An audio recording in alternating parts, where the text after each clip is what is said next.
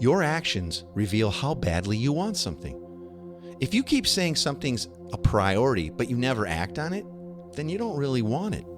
It's time to have an honest conversation with yourself. Your actions reveal your true motivations. See, he's saying the same thing. We all do exactly what we choose to do every day. All big things come from small beginnings. The seed of every habit is a single tiny decision. But as that decision is repeated, then a habit sprouts and grows stronger. Roots entrench themselves and branches grow. The task of building a good habit is like cultivating a delicate flower one day at a time. We all do exactly what we choose to do every day. What is it that God's calling you to do and leading you to do when it comes to making disciples? The only mission of the church.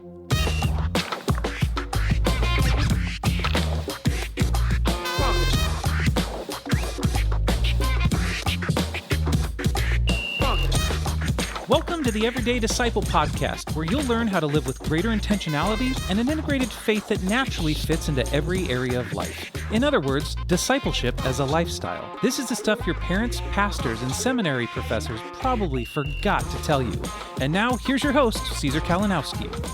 You know, I am still thinking about our Team K family dinner night we had last Friday. We all got together, always a good time. In our family, when I say Team K family dinner night, it's usually extended oikos kind of thing.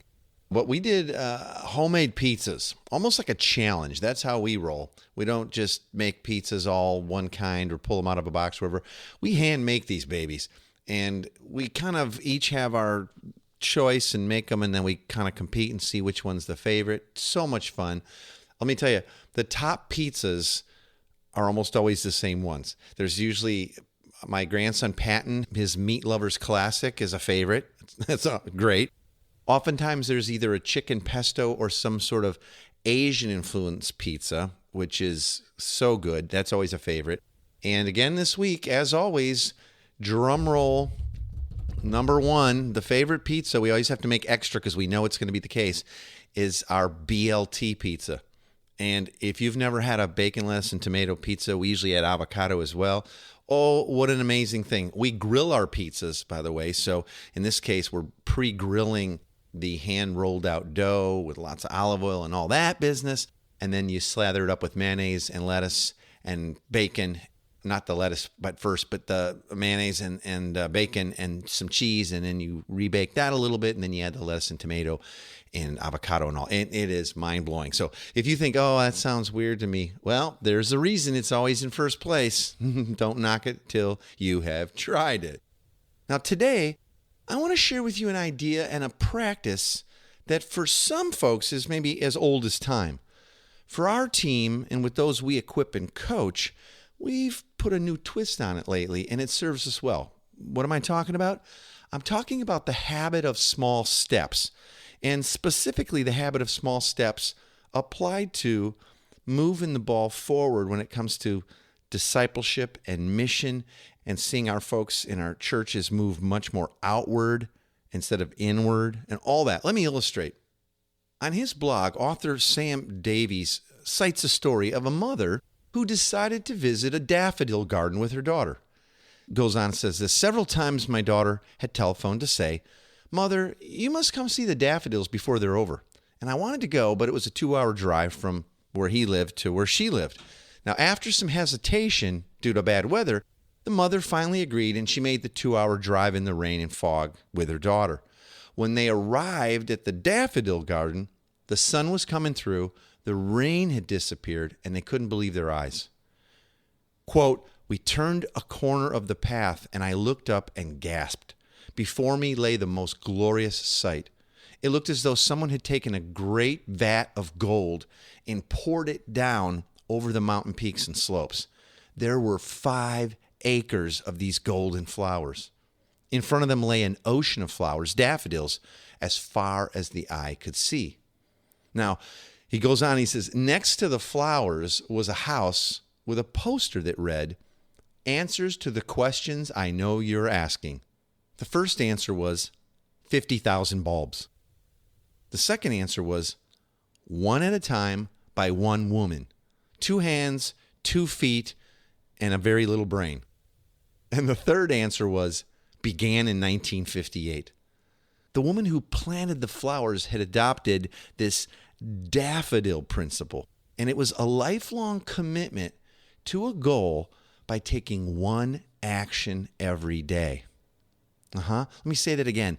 A lifelong commitment to a goal by taking one simple action every day.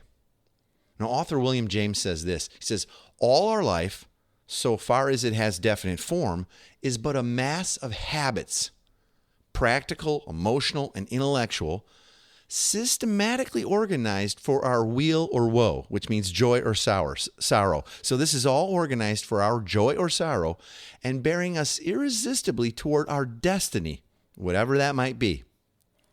And this really came home to me personally recently. I was reading a book by Ronnie and Clint Howard.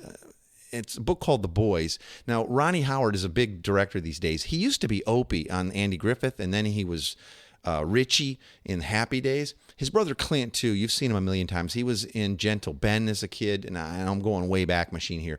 But you've also seen him in every Ron Howard movie ever, and he's a pretty famous actor in his own right. Well, they wrote a memoir called The Boys, a memoir of Hollywood and family, and it was so good. It really touched my heart. This guy knows how to tell a story.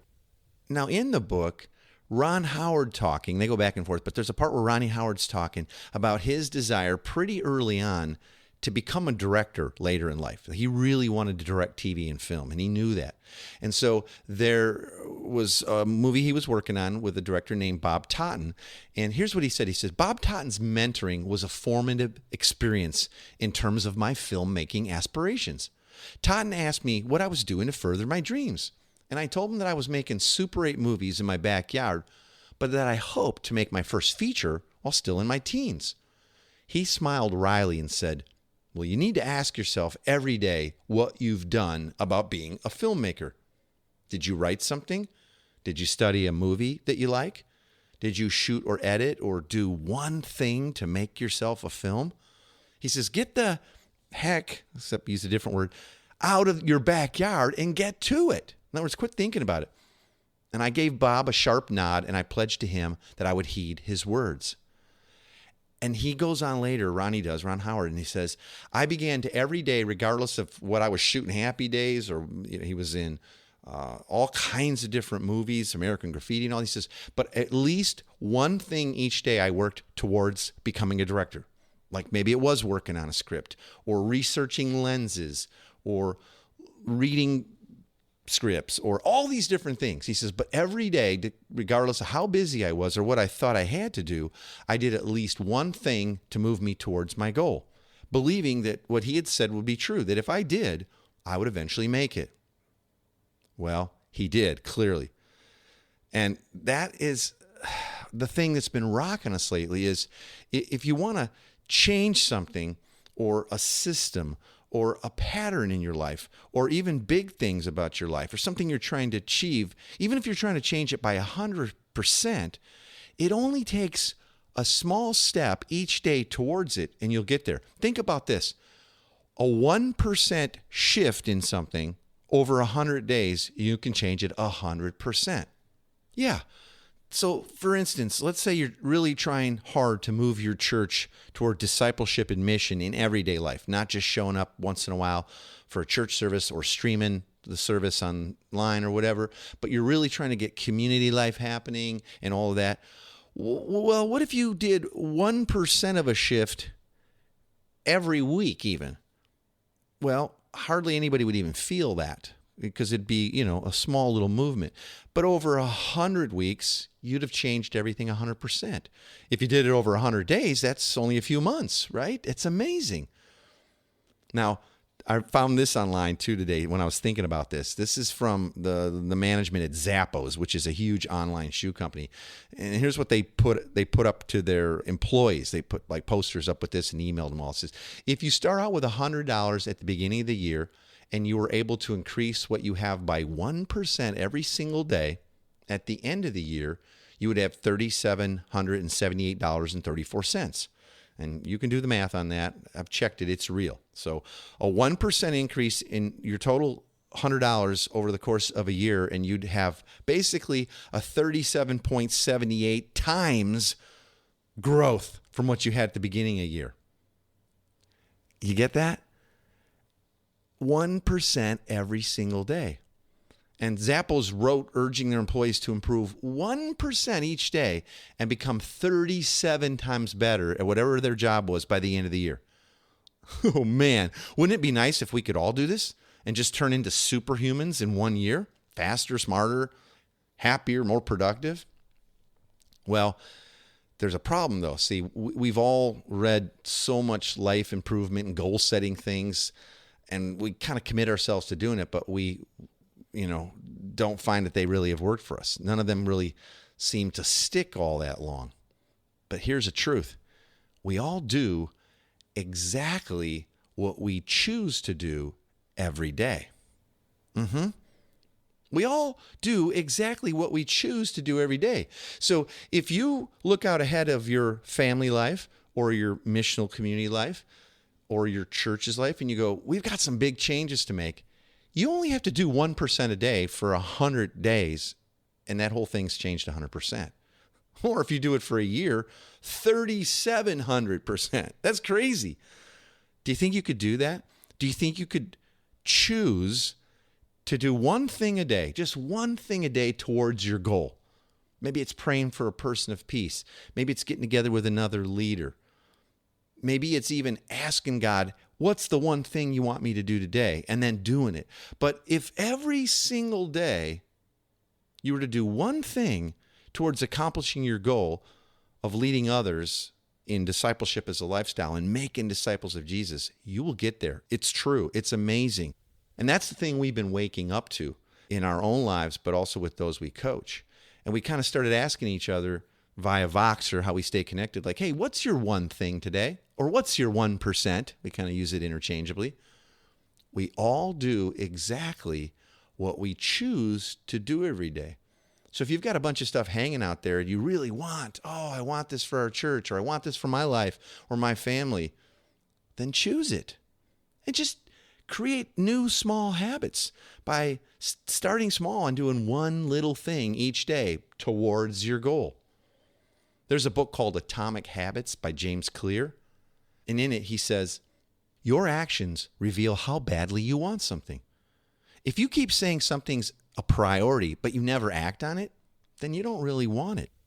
It's time to have an honest conversation with yourself. Your actions reveal your true motivations. See, he's saying the same thing. We all do exactly what we choose to do every day. But he goes on to say later in the book, too, all big things come from small beginnings. The seed of every habit is a single tiny decision. See, tied back to that, what do you choose to do? What is it you really want? But as that decision is repeated, then a habit sprouts and grows stronger. Roots entrench themselves and branches grow. The task of building a good habit is like cultivating a delicate flower one day at a time. It's interesting. I don't think James Clear probably knew about the lady with her daffodils, but you see how there's a lot of real smart people talking about this same thing. For me, I dug it out of this memoir by Ronnie Howard and his brother. We all do exactly what we choose to do every day. What is it that God's calling you to do and leading you to do when it comes to making disciples? The only mission of the church. How about this? Start praying, what next, Lord? What's my one thing today? Before you get out of the bed in the morning. Or maybe if you're really ambitious, pray that before you go to bed. Listen for what God says, and then you got time for your subconscious mind to prepare for that one thing tomorrow. Before you even get out of bed, what's the one thing, or that 1%, if nothing else, that you'd have me do today, Lord, that'll move me and my family and or community toward accomplishing our goal of making disciples of Jesus and growing and multiplying gospel-centered communities? What is that, Lord? And then write it down, so make it real. And I would suggest share that one thing with someone else. Maybe a partner in ministry or your spouse, someone in your missional community. Maybe you start a little text chain where you ask everybody in the morning, so what's your one thing today? The one thing that you're going to do to move towards accomplishing your goal on mission of making disciples. So, what's your one thing going to be today? Now let's look at the big 3 takeaways from today's topic.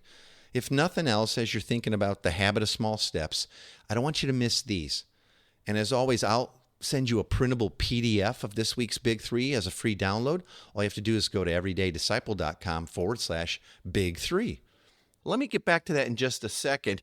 Have you checked out this Discipleship as a Lifestyle workshop? We are offering a bunch of things that we've never offered in this way before as far as training goes, going deep into really the idea of how would you begin to live discipleship as a lifestyle. And it's not tips and tricks. It is the grounding of sort of the thinking behind it, but then it's very practical because it's a workshop. You're going to leave with done takeaways of things going, oh, this changes a lot. This changes a whole lot. And so I want you to be able to check that out. There's going to be some major shifts that'll happen for you in light of this. We're going to break this up into a few pieces. The first section is called Discipleship Starts at Hello. And I'm going to really tweak your mind a little bit about when does discipleship start with people and what is it really all about, and give you an understanding that will tweak everything a bit. It really will. But it's such a good thing. It's such a good tweak because it takes all the pressure off. Then we're going to get deep into building relational trust in every type of relationship. And why that's so important is if it be your own kids, your spouse, neighbors, people of peace, some friends at work or whatever, if you don't have the skills and the understanding of how you move a relationship forward in trust, then you'll never move them into discipling and trusting Jesus in other ways as well. So we're going to spend a lot of time on that. And that's going to be immediately usable. You're going to see application all over your life the moment you hear it. And then you're going to discover how to move discipleship out of the classroom and into the normal rhythms of life. We talk a lot about those kinds of things here, obviously, on the podcast. But we're going to go deep into that. And that's where you're going to get some of those immediate, like, whoa, I did this today and it works. And I could have my kids with me and family. So anyway, head on over to everydaydisciple.com/lifestyle. That's everydaydisciple.com/lifestyle to get access to that now. Okay, so here's the big 3 for this week. First, before you get out of bed in the morning tomorrow, ask God to show you what your 1% or your one thing for that day is. And in faith, regardless of all the other stuff that you plan to do that day, do that one thing that God pointed out. Trust Him. Then do it again tomorrow. Yeah. Remember, a 1% movement toward a goal or some major shift or in changing a well-worn set of traditions, 1% shift done for 100 days straight will get you there. 1% each day for a year nets you a 3,700% shift. That's probably more than you need. Okay? Number 2, God loves you exactly the same, fully and perfectly, regardless of your missional performance. Meaning, if you start doing this one thing a day and then you forget one or skip it or whatever, God loves you the same. But see, He has placed desires within your heart to glorify Him with your life and to experience all that Jesus died to give us. If your fear of others' opinions or fears of failure keep you from walking and leading from a place of peace, well, then ask God and maybe some others in your life to remind you of God's great love and His spirit of wisdom and strength that now lives within you. And number 3, we all do exactly what we choose to do every day.